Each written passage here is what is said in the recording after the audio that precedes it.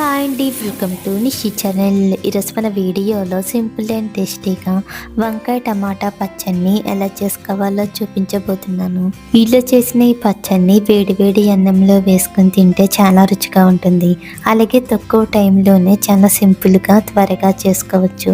మరి ఆలస్యం చేయకుండా మంచి రుచిగా వంకాయ టమాటా పచ్చడిని టేస్టీగా ఎలా చేసుకోవాలో చూద్దాం. ముందుగా ఈ పచ్చడి చేయడానికి స్టవ్ పైన ప్యాన్ పెట్టి 1 టేబుల్ స్పూన్ వరకు ఆయిల్ వేసుకోవాలి. ఆయిల్ వేడెక్కిన తర్వాత 1 టేబుల్ స్పూన్ ధనియాలు, 1 టేబుల్ స్పూన్ జీలకర్ర వేసుకుని లైట్గా ఫ్రై చేసుకోవాలి. ఇవి కొంచెం వేగిన తర్వాత ఇప్పుడు ఇందులోనే మన కారానికి తగ్గట్టుగా 8-10 పచ్చిమిరపకాయలని ఇలా ముక్కలుగా కట్ చేసుకుని వేసుకుని, అలాగే 2 మీడియం సైజులో ఉన్న టమాటాన్ని ఇలా ముక్కలుగా కట్ చేసుకుని వేసుకోవాలి. ఇప్పుడు టమాటా ముక్కలు త్వరగా మగ్గడానికి రుచికి సరిపడా ఉప్పుని కూడా వేసుకుని, అలాగే 1/2 టేబుల్ స్పూన్ వరకు పసుపుని కూడా వేసుకుని ఒకసారి మొత్తం కలిసేలా కలుపుకోవాలి. ఇలా కలిపాక ఇప్పుడు మూత పెట్టి మంటని మీడియం ఫ్లేమ్లో పెట్టి మధ్యలో కలుపుతూ టమాటా ముక్కలు మెత్తగా అయ్యేంత వరకు మగ్గించుకోవాలి. ఇలా 2-3 నిమిషాలు అవ్వేసరికి ఈ టమాటా ముక్కలు కూడా మెత్తగా మగ్గిపోతాయి.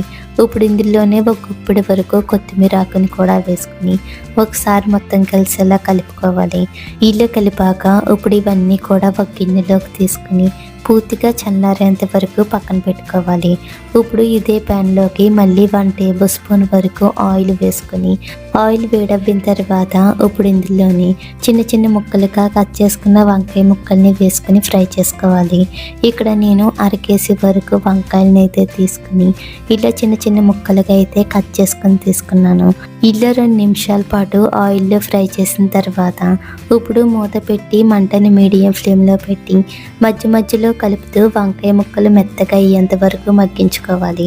ఇలా 3-4 నిమిషాలు అవ్వేసరికి ఈ వంకాయ ముక్కలు కూడా ఇలా మెత్తగా మగ్గిపోతాయి. ఇప్పుడు స్టవ్ ఆఫ్ చేసుకుని ఇవి పూర్తిగా చల్లారేంత వరకు పక్కన పెట్టుకోవాలి. ఇప్పుడు మిక్సీ గిన్నె తీసుకుని మనం ముందుగా మగ్గించుకున్న టమాటా పచ్చిమిరపకాయ ముక్కల్ని వేసుకోవాలి.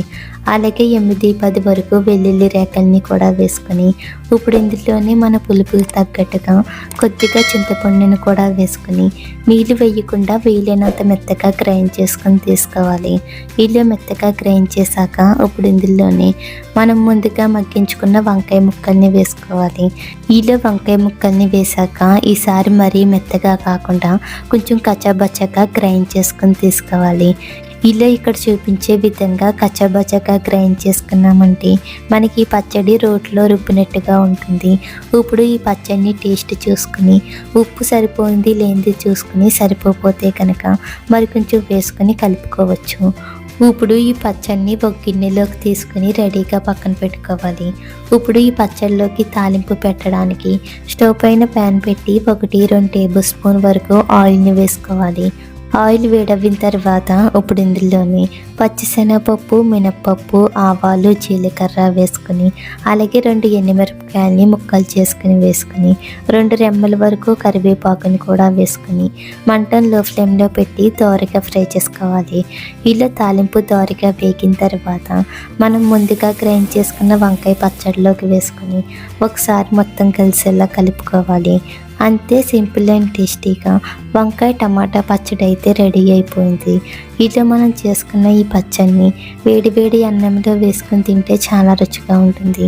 మీరు కూడా ఒకసారి ఇలా సింపుల్గా చేసి చూడండి. మరిన్ని టేస్టీ రెసిపీస్ కోసం మా నిషి ఛానల్ని లైక్ చేయండి, షేర్ చేయండి, సబ్స్క్రైబ్ చేసి పక్కనే ఉన్న బెల్ బటన్ని క్లిక్ చేయండి. Thank you for watching.